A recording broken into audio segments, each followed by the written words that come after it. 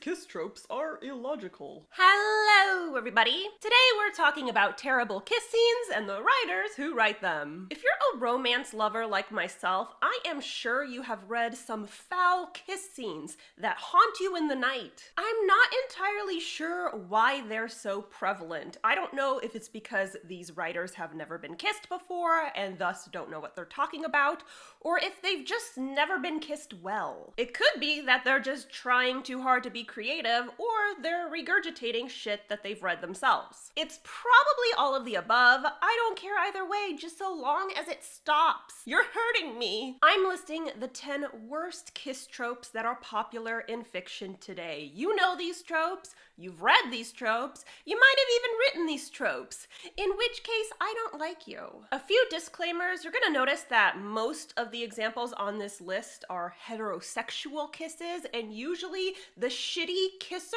is the male party. That's only because nearly all of these terrible tropes are prevalent in heterosexual romances, and usually the man's the one who's doing the shitty kissing. I didn't make the rules. Blame the shitty writers out there. They're the ones stinking this up. Additionally, like all my trope lists, I reserve the right to change my mind, but I highly doubt I will be changing my mind about any of these tropes because they're fucking disgusting. Which of these tropes make you swallow your own puke? Comment below. Now clench your butt cheeks and buckle in. This is gonna be a bumpy ride. You've been warned.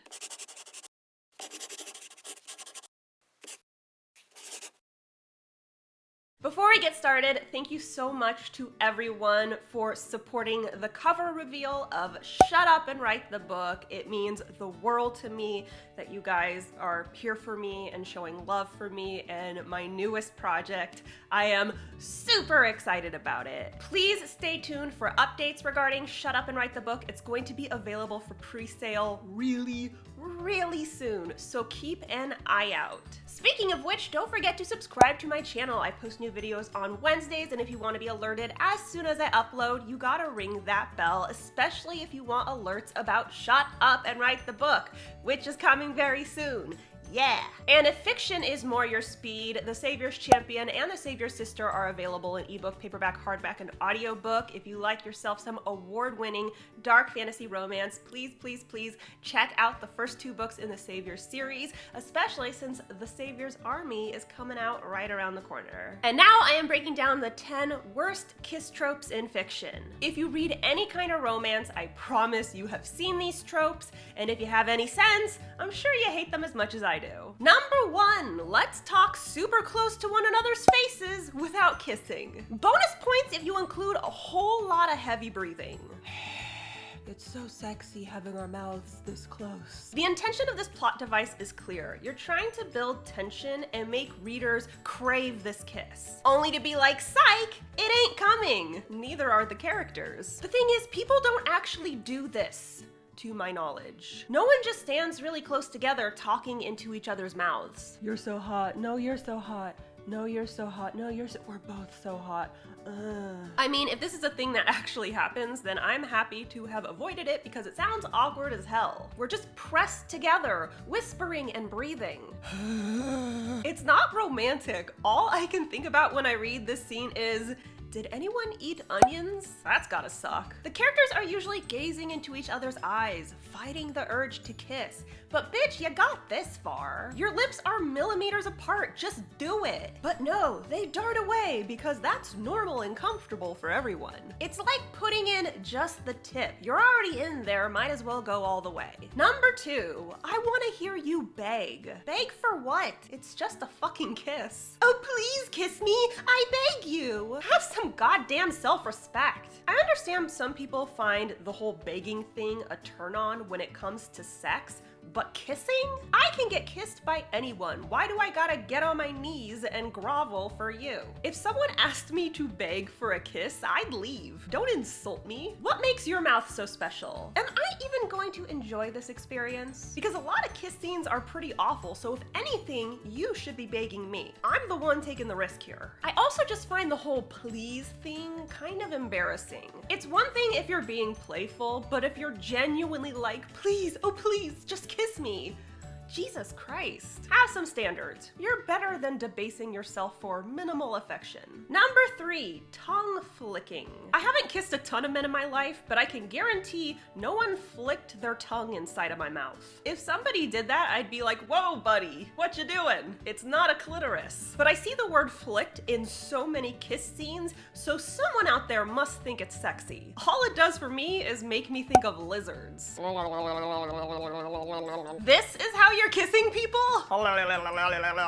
This is what turns you on? I swear this is evidence that lizard people exist, otherwise why would this be a thing? No one flicks when they kiss, right? Am I missing out on some intense hardcore life experience? Turns out first base is Frenching and second base is flicking. Must have skipped that step. On a similar note, number 4, their tongues battled for dominance. So now we're fighting, mouth fighting specifically. This line sucks because, like most of these tropes, it creates a weird visual. I see tongues wearing helmets and holding little swords with their tongue arms. You've made a muscle sentient and now I'm distracted. Forget the kiss, which tongue is the victor? How do you decide if a tongue wins? Is it kind of like a thumb war? Does the winning tongue have to pin the losing tongue? And if so, does it matter which mouth it happened in? If you pin a tongue in said tongue's mouth, does that mean that you defeated them in their own territory? Does that mean you are now king of their mouth? You've conquered their land, so now they have to swear allegiance and pay taxes to your tongue. What happens if the losing tongue revolts? Do the teeth ever get involved, or are they Switzerland in this situation? What were we talking about? Number 5, he tastes like coffee and cigarettes. Coffee is delicious, but you know what's 100% rancid? Coffee breath and cigarettes. That's the taste you want to dip your tongue into. An ashtray. Yet somehow this description is prevalent in so many kiss scenes, and every time it makes my brain boner shrivel up until it inverts. Tumbleweeds are passing through my vajim jam. That's how dry it is. You did this to me. I actually posted this on Instagram and several people commented, well, I like the taste of cigarettes. Honestly, I applaud their bravery for admitting that because I do not have the spine to publicly admit that I enjoy the flavor of hot garbage. If we're gonna normalize romanticizing disgusting flavors, why not go all in? Say he tasted like cat food and liver, or toothpaste with orange juice. Might as well get creative with your grossness because coffee and cigarettes has gotten a little cliche. Number 6, their lips slammed together. After they regained consciousness, they were rushed to the ER and treated for their concussions. Slamming and crashing are very common verbs used in kiss scenes, and I just gotta wonder if these people have ever kissed before. What about two mouths slamming together sounds appealing? Bam! Ba, ba, ba! I'm sorry,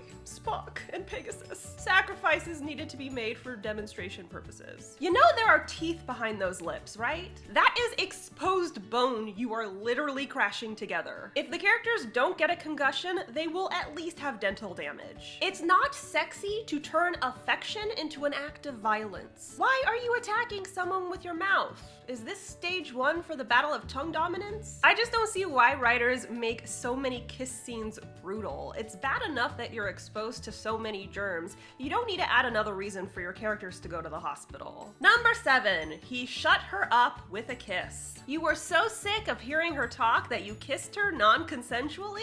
Talk about romantic. Who said chivalry's dead? Bonus douchebag points if he shuts her up when she's really pissed. That is what I don't get about the shut up kiss. It's fucking rude. But the woman always reacts first with surprise and then by melting into the kiss. That would literally never happen in a million years. First of all, she's usually fuming, which is why he's so keen to shut her up. So if that's the case, she should be even more pissed now because he just showed her that he doesn't give a shit about what she had to say and he violated her. How are people writing this and thinking, yeah, this is peak romance? Readers are gonna love it because everyone loves being invalidated and assaulted at the same time. Honestly, if the shut up kiss happened to me, I'd be afraid for my life. It just feels like something a rapist would do. I would whip out my mace real quick. Number 8, his kiss was possessive. How can a kiss be possessive?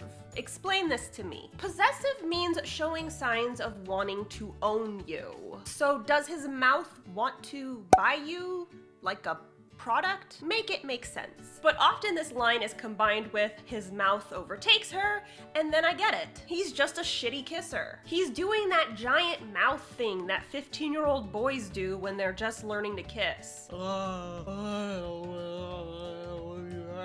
I'm sorry, but people need to see. A lot of ladies out there know what I'm talking about. Those were dark times. I read these scenes and I just think of a man opening his mouth so wide, as if he's a snake unhinging its jaw. He's just overtaking her mouth along with half of her fucking face. He's getting near nostril level, and you know there's drool involved. It's just inevitable when you go all in like that. If it wasn't already clear, this once again is not romantic or attractive. It is face-eating levels of cringe. Everyone who has been on the receiving end of this kiss knows that it is supremely uncomfortable. You can't breathe, your skin is chapped, and there's slobber on your chin. Maybe leave the possessive kiss back in high school where it belongs. Number 9, he plundered her mouth. How did this become a thing? Who brought this phrase into existence? Why did no one realize they're a virgin? How does one plunder a mouth? What exactly do they steal in there? Yar, matey, I've come to plunder your booty. Gimme your gold teeth and walk the plank. I'm not gonna lie, when I heard that this line was a romantic cliche, I thought it was a joke at first. But people actually write it in kiss scenes. A lot. Why? Aside from the fact that it makes no fucking sense, the visual it gives me is someone thoroughly licking the inside of another person's mouth, getting into every nook and cranny to find everything they can plunder. Writers, I beg you, if at any point you thought plundering her mouth was a romantic thing to write, please reflect on yourself, your life, your decisions, all of it. Because something has gone terribly wrong, obviously. And last but not least, number 10, and then they kissed. That's it. You got us invested in this ship. We've been waiting for this moment, and that's how you're playing it? Their lips touched. End of scene. Fuck you right in the face. You dangled the carrot for so long, and now we're getting none of the details. You're a dirty, rotten son of a bitch. How dare you toy with my heart like this? You can't write a romance and give zero payoff. That's some chicken shit, blasphemous behavior. Can you tell I'm angry? I know describing a kiss can be awkward, but it's not like I've got multiple videos on the topic. Give us something, even if it's just a paragraph. I want to know things. The only time I think it's okay not to describe a kiss is if you're going to describe it in any of the ways on this list. If that's the case, their lips touched is the superior option. But then again, if you don't know how to describe a kiss without making it disgusting, maybe you shouldn't be writing kiss scenes at all. So that's all I got for you today. Thanks again for supporting the cover reveal of Shut Up and Write the book. Don't forget, it's going to be available for pre-sale very soon, so stay on the lookout. On a related note, don't forget to subscribe to my channel. I post new videos on Wednesdays, and if you want to be alerted as soon as I upload, ring that bell. And you gotta subscribe and ring the bell so you can get updates about Shut Up and Write the book. If fiction is more your style, The Savior's Champion and The Savior's Sister are available in ebook, paperback, hardback, and audiobook at all major retailers. So if you want to read some dark fantasy romance that has none of these terrible tropes, I promise, definitely check them out. They're linked below. And be sure to follow me on social media. I'm on Instagram, Tumblr, Facebook, and BookBub. And of course, you can tweet me at Jenna Moreci. Bye! Oh, hello there. I'm Layla, and I'm off to a meeting with a senator. While you're here, why don't you subscribe to Jenna's channel and ring the bell? That way you'll always know when her videos go live. It's the perfect distraction. I mean, entertainment. Well, off I go. Ignore the blade. It's just for show. Bye!